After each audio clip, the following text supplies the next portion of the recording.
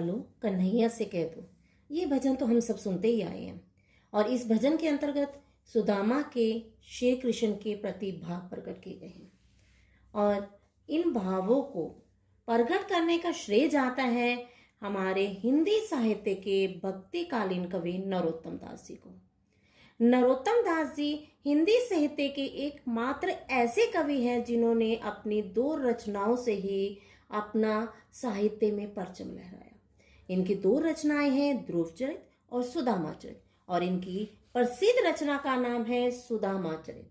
तो आज हम सुदामा चरित में सुदामा के श्री कृष्ण के प्रति भाव तथा श्री कृष्ण के सुदामा के प्रति मित्रता के भाव किस प्रकार प्रकट किए गए हैं सवैये में देखने का प्रयास करते हैं। यहाँ जो पहला सवैया है, शीस पगाना झंगा तन में प्रभु जाने को हो आही बसे के ही ग्रामा। ये जो सवैया प्रकट किया गया है, इस सवैये के अंतर्गत जब सुदामा अपनी पत्नी के कहने पर श्री कृष्ण जी के पास सहायता के लिए आते हैं, उस समय का वर्णन किया गया है। और वे द्वार पर पहुंचते हैं तो द्वारपाल उन्हें श्री कृष्ण से मिलने नहीं देते और श्री कृष्ण जी के पास जाकर ब्राह्मण के आने की सूचना देते हैं। और क्या कहता है द्वारपाल वो देखते हैं। शीस पगा ना झंगा तन में प्रभु जाने को आही बसे के ही ग्रामा। क्या कहता है द्वारपाल? द्वारपाल कहता है, हे प्रभु, एक व्यक्ति बाहर खड़ा है जिसके शीस मने सिर पर, पगा मने पगड़ी, न मने नहीं, जिसके सिर पर पगड़ी नहीं है, तन मने शरीर पर, झंगा मने कुर्ता, और ना ही उसके शरीर पर कुर्ता विद्यमान है। जाने को आही बसे के ही ग्रामा। जाने मने जाने, जाने मने जाने, को मने कौन से, आही बसे के ही ग्रामा।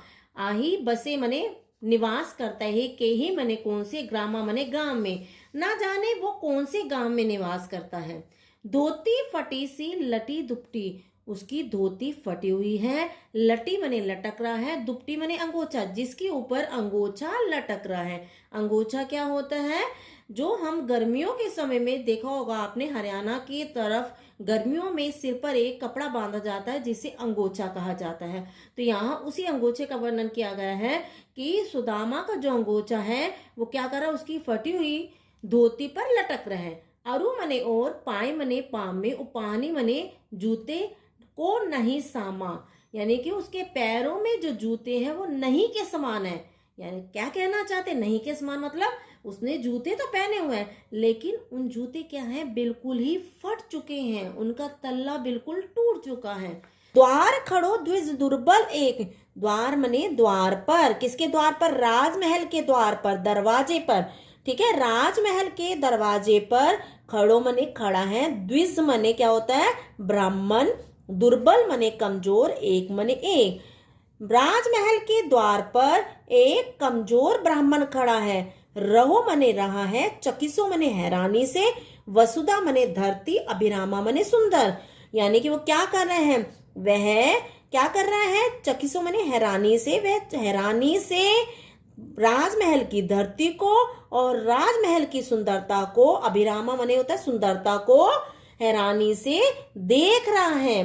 पूछत दीन दयाल को धाम, और वह दीनों पर दया करने वाले, ठीक है, धाम मने होता है महल, पूछत मने पूछ रहे हैं, वह दीनों पर दया करने वाले कौन है, श्री कृष्ण, वह दीनों पर दया करने वाले श्री कृष्ण जी के महल के बारे में पूछ रहा है। बतावत आपनो नाम सुदामा, और अपना नाम क्या बता रहा है, वह सुदामा बता रहा है। तो यहाँ से आपको स्पष्ट हो गया होगा कि जब श्री कृष्ण जी के पास सुदामा मिलने जाते हैं तो उनकी दशा कैसी थी। उनकी दशा का अत्यंत सजीव चित्रण किया गया है कि उनके सिर पर पगड़ी नहीं थी, शरीर पर कोई कुर्ता नहीं था, और क्या थे, द्वारपाल को यह भी नहीं पता था कि वो किस गांव से आया है। उसकी सुदामा जी की धोती फटी हुई थी, उनका अंगोछा नीचे की तरफ लटक रहा था, और उनके पैरों में जूते तो थे नाम मात्र के, जूते तो थे लेकिन वो नाम मात्र के थे, यानी कि बिल्कुल टूट चुके थे। और वो फिर आगे क्या कहते हैं कि द्वार पर एक कमजोर ब्राह्मण खड़ा है जो हैरानी से राजमहल की धरती को और राजमहल की सुंदरता को निहार रहे हैं। पूछा दीन दयाल को धाम, वह बार बार सभी से क्या पूछ रहा है, दीनों पर दया करने वाले श्री कृष्ण जी के महल के बारे में पूछ रहा है और अपना नाम सुदामा बता रहा है। यहाँ पर आप देखेंगे, यहाँ पर आपके द्विज दुर्बल, द्विज दुर्बल, यहाँ द का प्रयोग किया गया है, द का प्रयोग किया गया है, तो कौन सा हो गया, वर्ण एक जैसे आ गए, तो यहाँ पर अनुप्रास अलंकार का प्रयोग किया गया है। लेकिन मैं यहाँ पर एक और चीज क्लियर करना चाहूंगी, देखिए म आ, तो यहाँ पर स्वर मैत्री है, यानी कि स्वर मैत्री, जब एक जैसे स्वर एक साथ आ जाते हैं लास्ट की पंक्तियों में तो वहां स्वर मैत्री अलंकार होता है, स्वर मैत्री अलंकार। और जब स्वर मैत्री अलंकार होता है तो उसमें गेयता का गुण विद्यमान होता है। गेयता मतलब उसको गाया जा सकता है। अगर मैं इसको बोलूंगी, द्वार खड़ो दिज दुर्बल एक रहो चकितो वसुधा अभिरामा पूछत दीन दयाल को धाम बतावत आपनो नाम सुदामा, तो यहाँ पर गाया जा सकता है, तो गेयता का गुण विद्यमान हो गया। ठीक है, स्वर मैत्री अलंकार हो गया, गेयता का गुण विद्यमान हो गया और अनुप्रास अलंकार का प्रयोग किया गया। साथ में अगर आप देखें कि मैंने जब बोला कि उनके सिर पर पगड़ी नहीं थी, उनके शरीर पर कुर्ता नहीं था, उनकी चप्पल ऐसी थी कि थी तो सही लेकिन नाम मात्र की, यानी कि टूटी हुई थी, तो हमारे सामने चित्र एक आ जाता है। किसी भी पर्सन का अगर हम कोई ऐसा वाक्य बोलते हैं जिसमें उस सामने वाले का चित्र स्पष्ट हो जाए तो वहां पर चित्रात्मक शैली भी होती है। कौन सी होती है, चित्रात्मक शैली। तो यहाँ पर आपके चित्र आने के कारण जब चित्र स्पष्ट हो जाए चित्रात्मक शैली होती है, और जहां चित्रात्मक शैली होती है वहां पे दृश्य बिंब होता है। कौन सा बिंब होता है, दृश्य बिंब। तो यहाँ पर चित्रात्मक शैली है और दृश्य बिंब का प्रयोग किया गया है। आगे देखिए क्या होता है, ऐसे बेहाल बिवाइन सो पग कंटक जाल लगे पुनि जोए हाय महादुख पायो सखा तुम आए इते न किते दिन खोए। इन पंक्तियों में जो है क्या भाव है, द्वारपाल जब श्री कृष्ण को उनके मित्र के आने की सूचना देते हैं तो श्री कृष्ण उन्हें सुदामा जी को, यानी कि उन्हें सुदामा जी को अपने महल के अंदर ले आते हैं और उनकी दशा को देखकर यहाँ इन पंक्तियों में श्री कृष्ण की मनोदशा का वर्णन किया गया है।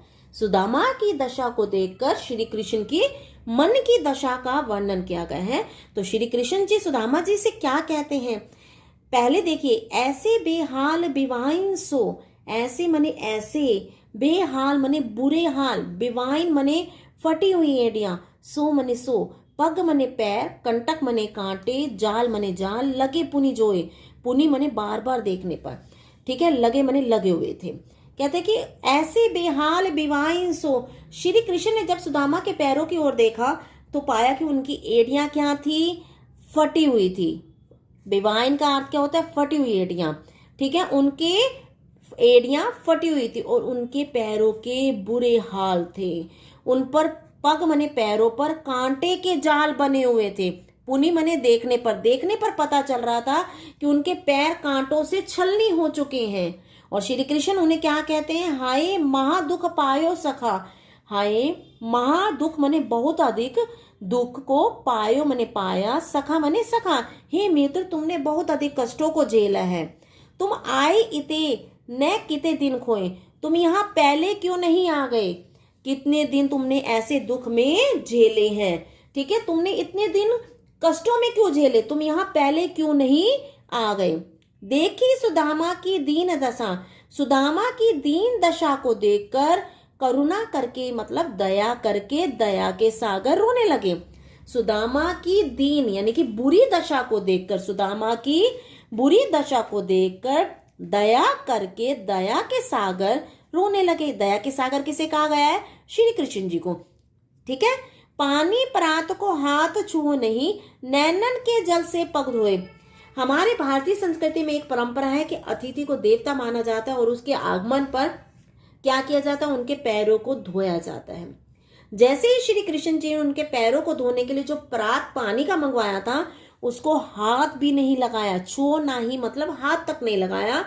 उनकी आंखों से इतने अधिक अश्रु बहने लगे कि उन्होंने नैनन के जल मतलब आंखों के आंसू से ही उनके पैरों को धो डाला, ठीक है।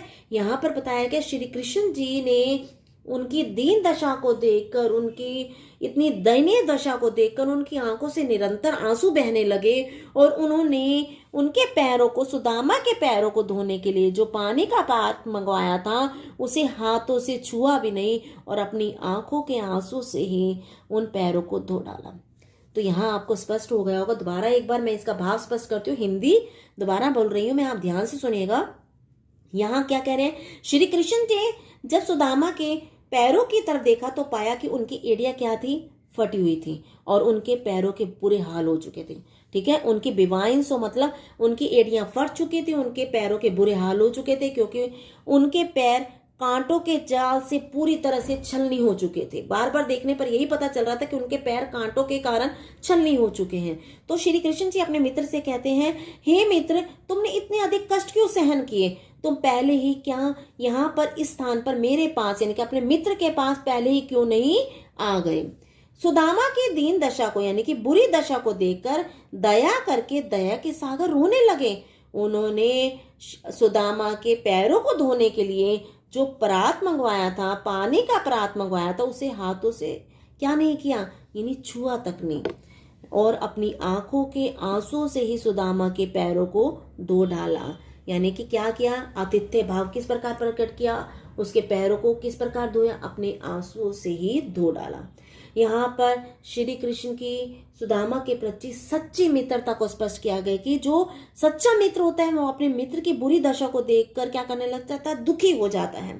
ठीक है, यहाँ दीन दशा को स्पष्ट किया गया। तो आप एक चीज नोट कीजिएगा, यहाँ पर दीन दशा में द आ रहा है, तो यहाँ पर क्या हो गया, अनुप्रास अलंकार। करुणा करके में भी अनुप्रास अलंकार है।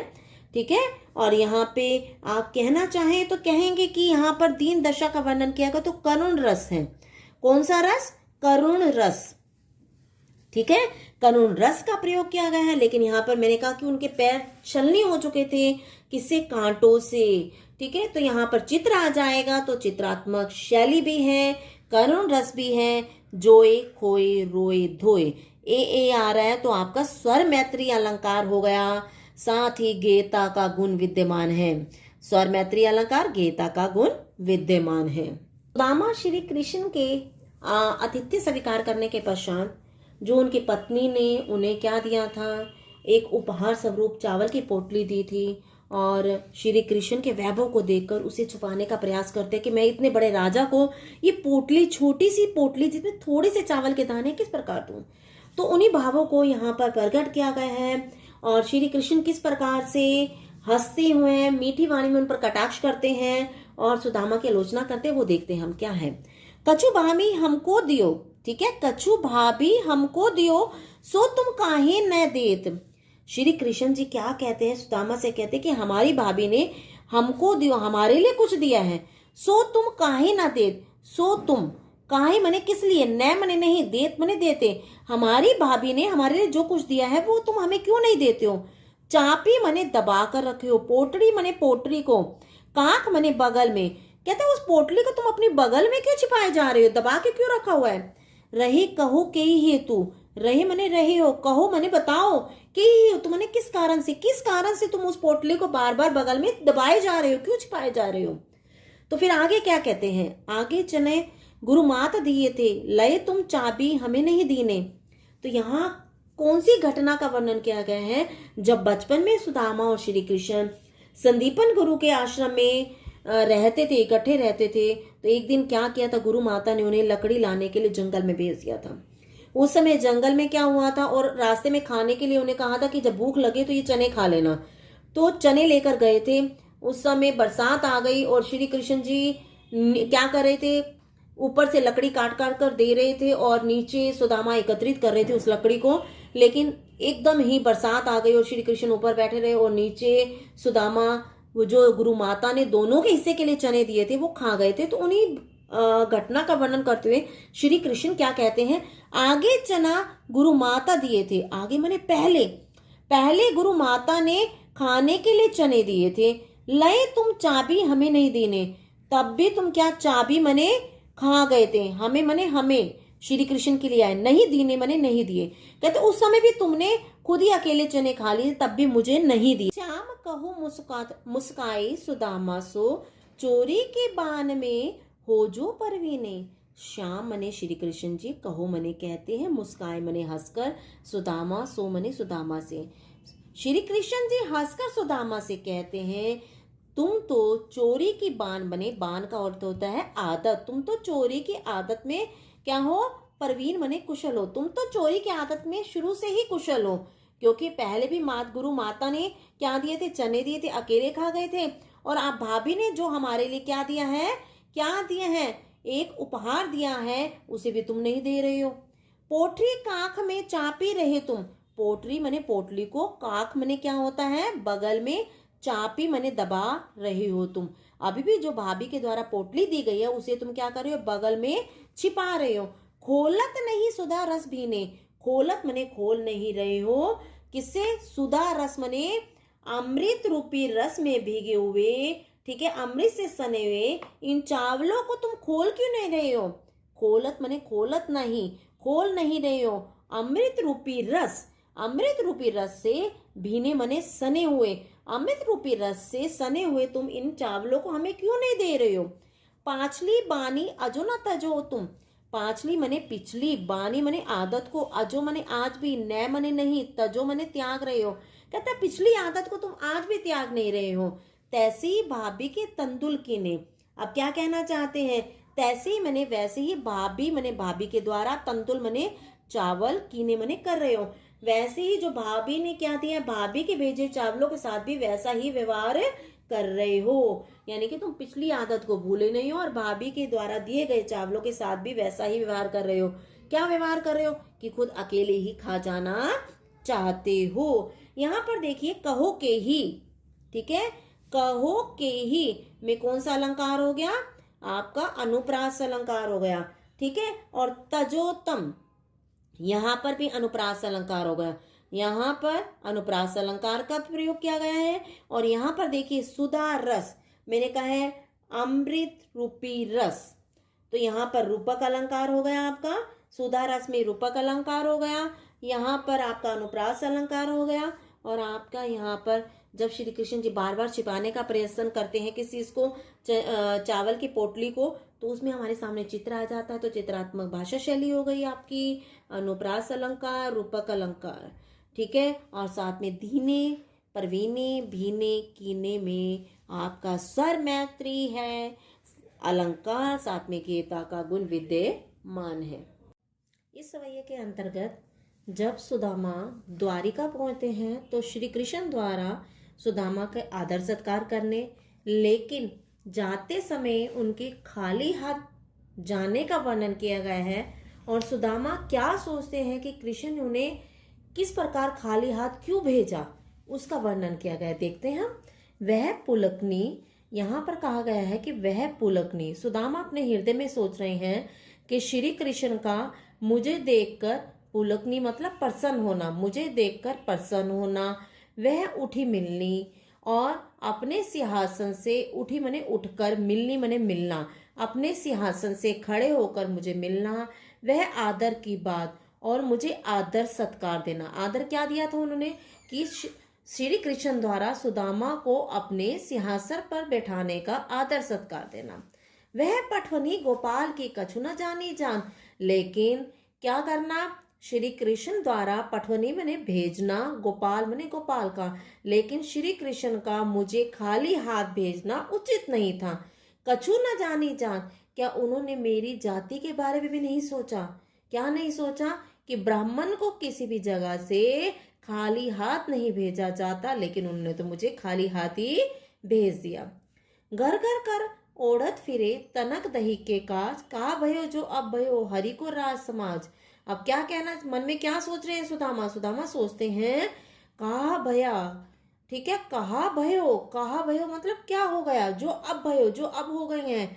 हरि मने श्री कृष्ण को, राज मने राज्य प्राप्त हो गया, समाज मने समाज में उनका नाम है। कहते हैं कि क्या हो गया, जो अब श्री कृष्ण राजा बन गए हैं और उनकी समाज में एक क्या है, पदवी है। लेकिन वही श्री कृष्ण है जो घर घर ओढ़त फिरे, ओढ़त फिरना मतलब घूमते रहते थे, तनक दही के काज, तनक मने थोड़ी सी, दही के लिए। ये वही कृष्ण है जो बचपन में थोड़ी सी की दही के लिए घर घर जाकर अपने हाथों को फैलाते रहते थे। आगे क्या कहते हैं, हो आवत नहीं हूं तो वही पठियो ठेली, हो आवत नहीं हूं तो, मैं तो यहाँ आना ही नहीं चाहता था, ठीक है, ना ही मने नहीं, ठीक है। आवत मने आना, हो मने मैं तो यहाँ आना ही नहीं चाहता था। वाही पाठियो ठेली, वाही मने उसने, किसने, सुदामा, अपनी सुदामा की पत्नी के लिए लगाया कि उसने ही मुझे, ठेली मने जबरदस्ती, पठियो मने भेजा है, उसने ही मुझे श्री कृष्ण के पास सहायता के लिए भेजा था। अब कहियो समझाई के, अब मने अब, कहियो मने कहूंगा, समझाए मने समझाकर, अब मैं उसे समझाकर अच्छी तरह से कहूंगा। बहु धन धरो सकेली, बहु मने बहुत सा, धन मने धन, किसने, बहुत सा धन दिया है श्री कृष्ण ने। धरो मने रख लो, सकेली मने संभाल कर, श्री कृष्ण ने बहुत सारा धन दिया, तुम उसे आप संभाल कर रख लो। यहाँ घर घर में आपका पुनरुक्ति अलंकार का प्रयोग किया गया है। धन धरो में अनुप्रास अलंकार का प्रयोग किया गया है। तो ठीक है, तो स्वर मैत्री लगाएंगे, स्वर मैत्री अलंकार, आपका पुनरुक्ति अलंकार और अनुप्रास अलंकार। नेक्स्ट अगर हम देखते हैं तो वैसो राज समाज बने, गजबाजी गने मन संभ्रम छाए, इस सवैये के अंतर्गत उस समय का वर्णन किया गया है जब श्री कृष्ण प्रत्यक्ष रूप से तो सुदामा की सहायता नहीं करते, लेकिन अप्रत्यक्ष रूप से किस प्रकार सहायता करते हैं। और सुदामा अपने जब गांव लौट कर आते हैं तो क्या देखते हैं, वैसो ही राज समाज बने, गज बाजी घने मन संभ्रम छायो। वैसो ही मने वैसा ही, द्वारिका जैसा ही, राज मने राज्य, समाज मने समाज, बने मने बन गया। जब सुदामा अपने गांव लौट कर आए तो वैसा ही राज्य और समाज बन गया। गज मने हाथी, बाजी मने घोड़े, घने मने अनेक, मन मने मन में, सभ्रम मने संदेह, छायो मने छा गया। जब क्या किया, सुदामा अपने गांव पहुंचे तो उन्हें द्वारिका जैसा ही राज्य और समाज दिखाई दिया, क्योंकि वहीं पर क्या खड़े थे, हाथी और अनेक घोड़े खड़े थे, जिसे देखकर सुदामा के मन में संदेह हो गया कि क्या हो गया, वे वापिस कहाँ तो नहीं आ गए, द्वारिका वापिस तो नहीं आ गए। केंदे परियो कहूँ मार्ग भूली के, केंदे मने यहाँ तो, परियो मने पड़ गए हैं, कहूँ मने कहीं, मार्ग मने रास्ता, भूली मने भूल गए हैं, कहीं वे रास्ता तो नहीं भूल गए और फिर से दोबारा आ गए हैं कि फेरी के मैं अब द्वारिका आयो, फेरी मने दोबारा से, मैं मने मैं, अब द्वारिका आया मतलब दोबारा से मैं द्वारिका तो नहीं आ गया। दोबारा सुनिए, यहाँ पर किसका वर्णन किया है, जब सुदामा क्या करते हैं, अपने गांव आते हैं तो आकर देखते हैं कि वहां पर पहले द्वारिका जैसा ही राज्य और समाज बन गया है, क्योंकि वहां पर हाथी और अनेक घोड़े खड़े थे, जिसे देखकर सुदामा के मन में संदेह उत्पन्न हो गया कि वे रास्ता भूलकर, या तो वे परियो कहूँ मार्ग भूली, कि कहीं वे रास्ता भूलकर फिर से द्वारिका तो नहीं आ गए। भोन विलोकी वे को मन लोचन, भोन मने भवन, विलोकी वे मने देखकर, भवन थे जो, यानी कि कहाँ पर, उनके गांव में जो भवन थे उनको देखकर मन मने हृदय में लोचत मने लालच उत्पन्न गया। क्या लालच उत्पन्न हो गया कि इन भवनों को मैं दोबारा से सबको देखता हूँ। सोचत ही सब गांव मजायो, और सोचते ही सभी गांव में मजायो मने बहुत ढूंढा, सोचत ही मने सोचते हुए, सब मने सभी, गांव मने गांव में, मंजायो मने बहुत ढूंढा, यानी किसको ढूंढा, सोचते हुए उन्होंने अपने गांव को बहुत अधिक ढूंढा। पूछत पांडे फिर सब सो, और पूछत मने पूछने लगे, पांडे मने पांडे का, फिरे मने घूमने लगे, सब सो मने सभी लोगों से, और जो वहां पर लोग खड़े थे गांव में उन लोगों से पांडे के बारे में, यानी पांडे के घर के बारे में पूछने लगे। पर झोपड़ी को कहूँ खोज ना पायो, परंतु अपनी झोपड़ी को कहूँ मने कहीं भी, खोज मने खोज, न मने नहीं, पायो मने पायो, परंतु वह अपनी झोपड़ी को कहीं भी ढूंढ नहीं पाए। इस पहरे के अंतर्गत आपने देखा होगा सवैया जो हमने अभी किया है, इसके अंतर्गत जो बताया गया कि जो सच्चा मित्र होता है वह गुप्त रूप से ही अपने मित्र की सहायता करता है, और श्री कृष्ण ने भी ऐसा ही किया कि गुप्त रूप से उनकी सहायता करे। तो यहाँ पर आप देखेंगे पूछत पांडे में अनुप और प आ रहा है, अनुप्रास अलंकार का वर्णन किया गया है, ठीक है। छायो आयो मजायो पायो, यहाँ पर स्वर मैत्री अलंकार का प्रयोग किया गया है।